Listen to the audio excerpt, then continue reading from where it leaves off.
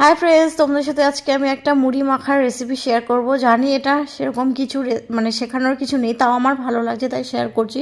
তো চলো, প্রথমে দেখো এখানে শসাটা ভালো করে ছুলে নেওয়া হচ্ছে। তো শসাটাকে ভালো করে কেটে নেওয়া হবে। তারপরে এর মধ্যে মেশানো হবে ধনেপাতা কুচি, তারপরে পেঁয়াজ কুচি, লঙ্কা কুচি। আর পেঁয়াজ কুচিটা কাটার সময় তোমাদের সাথে শেয়ার করতে পারিনি। তো কি করব, যেটুকুনি শেয়ার করছি সেটুকুনি তোমাদের সাথে, মানে যেটুকুনি দেখিয়েছি সেটুকুনি তোমাদের সাথে শেয়ার করছি। তো এখানে দেখো শসাগুলো কুচি কুচি করে কেটে নেওয়া হয়েছে। তো শসাটা কেটে নেওয়ার পর লঙ্কা কুচি কুচি করা হবে।